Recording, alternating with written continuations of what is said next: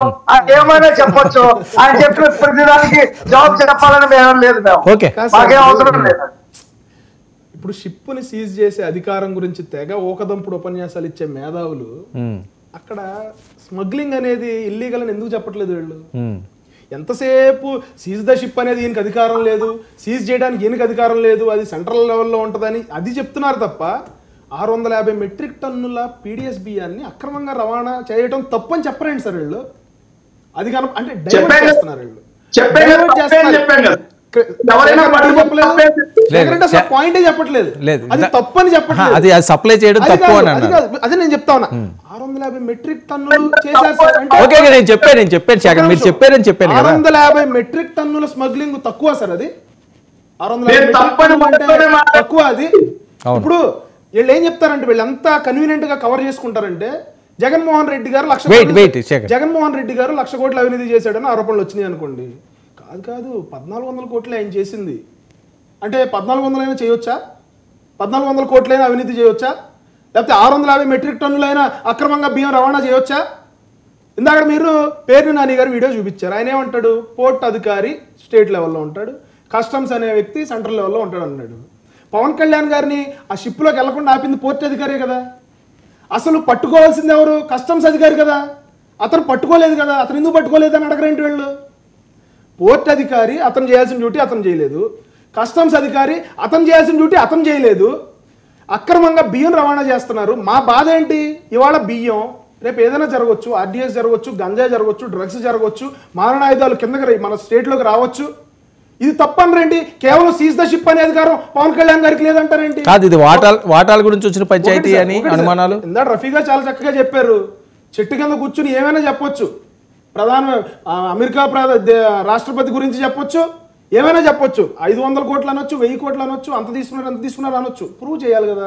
దానికి ఆయన చెప్పిన ఆరోపణలకి ఇక్కడ మేము సమాధానం చెప్పాలి. వాళ్ళు అడిగేది అదే కదా. ఇప్పుడు ఎవరైనా తప్పు చేస్తే ప్రూవ్ చేయమని కదా. అదే ప్రూవ్ సార్. అక్కడ పవన్ కళ్యాణ్ గారు షిప్ లోనే చాలా క్లియర్ గా చెప్పారు. వీళ్ళకి అర్థం కావట్లేదు. అది మీరు అర్థం చేసుకోవడానికి ప్రయత్నం చేయండి. మానస క్వాలిటీ ఎంటర్ప్రైజెస్ అనేది ఎవరిది? ఆ 650 మెట్రిక్ టన్నులు ఆ షిప్ లో ఉన్నది ఏదైతే ఉందో అందులో ఉన్న కొంత భాగం షేరు మానస వాళ్ళది. ఆ మానస ఎవరిది? లేకపోతే అరవిందో ఎవరిది? లేకపోతే బాలాజీ ఎవరిది? ఈ 18 కంపెనీ, 16 కంపెనీలో లేకపోతే 36 కంపెనీలో ఎవరివయ్యి? ఆ బియ్యం వాళ్ళ తాలూకానే కదా. అది ఆధారంగా కనపట్లేదా మీకు? ఏమన్నా అంటే కసపొచ్చి కాల్చాడా అంటే సార్, ఒకటి రోడ్డు మీద మనల్ని కార్ డ్రైవ్ చేస్తున్నప్పుడు సీట్ బెల్ట్ పెట్టుకోమంటారు సార్, హెల్మెట్ పెట్టుకుని బండి తోలమంటారు సార్. అంటే దాని అర్థం ఏంటి సార్? చచ్చిపోతామనే. కింద పడినప్పుడు దెబ్బలు తగలకుండా తల కాపాడుతుంది హెల్మెట్ అని. కారు గుద్దినప్పుడు మనం వెళ్ళి స్టీరింగ్ కి గుద్దుకోకుండా సార్ నన్ను మాట్లాడినవ్వండి, కాపాడినమ్మని కాపాడడానికి. అది మేము ప్రికాషనరీగా ముందు చెప్తున్నాం. ఎవడన్నా టెర్రరిస్ట్ వస్తాడు, ఎవరన్నా ఉగ్రవాది వస్తాడు, ఆ పోర్టులు గుండా వల్నరబుల్ గా ఉన్నాయని చెప్తా ఉన్నాం. నీకు సీజ్ ద షిప్ అనే అధికారం లేదు.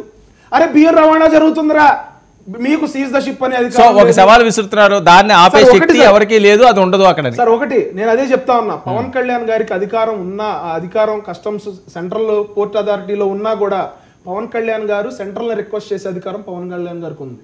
సెంటర్తో మాట్లాడి పవన్ కళ్యాణ్ గారు ఒక లెటర్ రాసి హోమ్ మినిస్ట్రీకి లేకపోతే పోర్ట్స్ కి సంబంధించిన డిపార్ట్మెంట్ కి ఆ షిప్ ని సీజ్ చేసే సౌలభ్యం ఉంది. ఇక్కడ నేను ఇంకోటి చెప్తా. కృష్ణాంజనేయులు గారు చెప్పింది సీజ్ ద షిప్ అని చెప్పి అవాసు పాలయ్యారు అంటే నేను ఒకటే చెప్తా ఉన్నాను. కృష్ణాంజనేయులు గారు, ప్రజలకు ఇచ్చిన హామీలు నెరవేర్చకపోయినా కూడా అబాసు పాలవుతాం. ప్రజలకి అక్కడ 100 కోట్ల రూపాయల అవినీతి జరుగుతుందని చెప్పి 6 నెలలు జరుగుతున్నా కూడా ప్రభుత్వం వచ్చి మనం ఏమి చర్యలు తీసుకోలేకపోయినా ప్రజల దగ్గర అబాస్పాలు అవుతాం. దానిలో భాగంగానే ఆయన ఇన్స్పెక్ట్ చేయడం జరిగింది. ఇన్స్పెక్ట్ చేయడానికి సహకరించట్లేదు, అధికారులు సహకరించట్లేదు అని చెప్పి ఆవేదనతో పవన్ కళ్యాణ్ గారు చెప్పారు. ఆయన చెప్పినటువంటి పాయింట్ నేను కూడా చెప్పాను. పవన్ కళ్యాణ్ ఈ విధంగా ప్రజల మధ్య అబాసు పాలు కాకూడదని ప్రయత్నం చేస్తున్నాడు.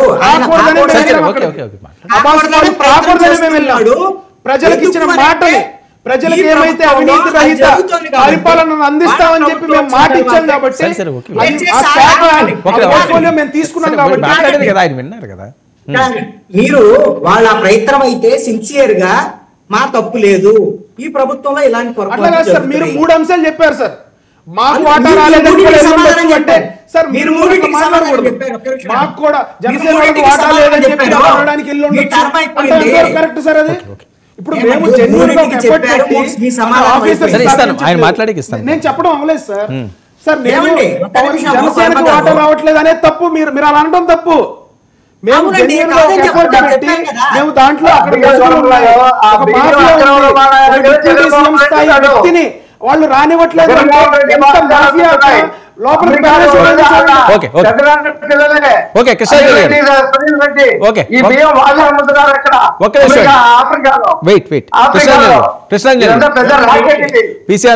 ఏమండి ఇక్కడ ఒక అంశం ఏంటి అంటే, ఇక్కడ కస్టమ్స్ వాళ్ళు గినా లేకపోతే ఈ విధమైనటువంటి కోర్టు నుంచి మారణాయుధాలు ఇవన్నీ వస్తున్నాయి ఇవన్నీ అన్నప్పుడు దీనికి నిజంగా పవన్ కళ్యాణ్ కస్టమ్స్ వాళ్ళకి లేకపోతే కేంద్ర ప్రభుత్వానికి ఇవన్నీ చేసి కూడా ఆయన నిలుపుదల చేయొచ్చుడు షిప్ అని అన్న వాళ్ళు వాటిని కూడా ఈ విధమైనటువంటిది నిర్లక్ష్యంగా ఉంది సెక్యూరిటీ విషయంలో అనేటువంటిది మీ ప్రభుత్వం ఇక్కడ అక్కడ ఆ ఎన్డీఏ ప్రభుత్వం అక్కడ కూడా ఎన్డీఏ ప్రభుత్వమే కాబట్టి వాళ్ళకి దాని మీద అలర్ట్ చేయండి.